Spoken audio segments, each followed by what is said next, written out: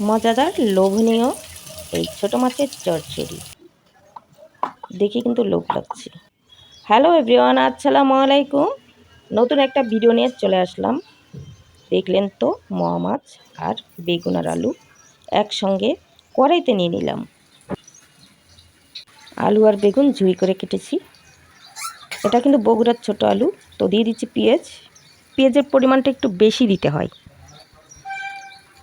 পেঁয়াজ আর কাঁচামরিচ, চেরা কাঁচামরিচ মানে ফালি করা কাঁচামরিচ দিয়ে দিলাম। লম্বা করে কেটেছি, আপনারা চাইলে ছোটো করে কাটতে পারেন। আর দিয়ে দিলাম লবণ, দিয়ে দিচ্ছি হলুদ।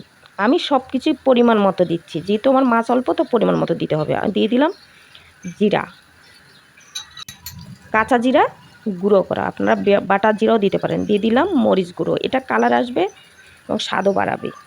দিয়ে দিলাম ধনিয়ার গুঁড়ো, আপনারা চাইলে কেউ ধনিয়ার গুঁড়োটা স্কিপ করতে পারেন, দিতে পারেন না দিতে পারেন। দিয়ে দিলাম সাদা তেল।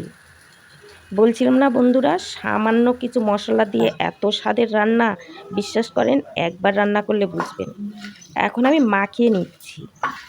মাখানো দেখে তো আমার এখনই খেতে ইচ্ছে করছে। আর কত সুন্দর একটা কালারফুল আসছে, সুন্দর একটা কালার আসছে কিন্তু বন্ধুরা দেখুন, একদম কচলায়া কচলায়া মাখাতে হবে।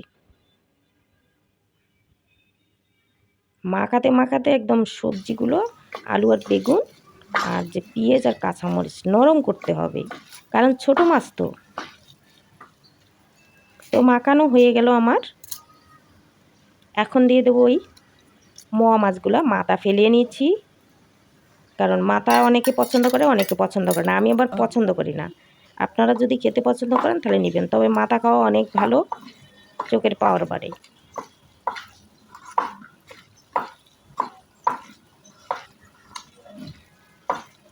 তো যারা নতুন আছেন তারা সম্পূর্ণ ভিডিও দেখে শিখে নিতে পারবেন এই রেসিপিটা। খুবই সহজ, সামান্য কিছু ঘরে থাকা মশলা দিয়ে রান্না করা যায়, বাটাবাটির ঝামেলা নেই। তো মাখা হয়ে গেছে। এখন আমি সামান্য একটু হাতটা ধুয়ে পানি দিয়ে দিলাম, একদম সামান্য একটু পানি দিয়ে দিছি। এই যে দেখুন, হালকা একটু পানি দিয়েছি। তো পানি দেওয়া হয়ে গেছে। এখন আমি চুলায় উঠিয়ে দিছি, ঢেকে দিলাম। আমি 5 মিনিট পরে ফিরে আসছি। তো বন্ধুরা, আমি 5 মিনিট পরে ফিরে আসলাম। এই তো আমার ছোটো মাছের চচ্চড়ি রান্না। নাড়াচাড়া করে নিচ্ছি। এখনও কিন্তু পানি আছে, পানি থাকলে কিন্তু এটা স্বাদ কমবে। এখনও খাওয়া যাবে সিদ্ধ হলেই, কিন্তু এটা স্বাদ সুন্দর লাগবে না, স্বাদ লাগবে না। পানিটা শুকিয়ে গেলে অনেক মজা লাগবে, কিন্তু অরিজিনাল যে ছোটো মাছের চচ্চড়ির স্বাদ ওটা পাবেন।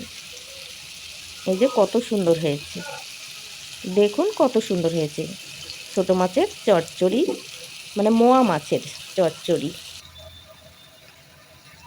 তো আমি দিয়ে দিচ্ছি ধনিয়ার পাতা। ধনিয়া পাতা দিলে এই ছোটো মাছের চচ্চড়িটা আরও স্বাদ বাড়ে, কিন্তু অবশ্যই দিবেন। আর যারা খান না তারা দিবেন না, অনেকে ধনিয়া পাতা খায় না, তো তারা কিন্তু দিবেন না, দিলে স্বাদ বাড়ে। সুন্দর একটা কিন্তু স্মেল এসেছে আমার বাসাটায়। একটু চেপে দিচ্ছি ধনিয়া পাতাগুলো, কারণ আমি মাছগুলো নেড়ে দেব না, তাই চেপে দিচ্ছি। যদি মাছগুলো ভেঙে যায়, এই জন্য আমি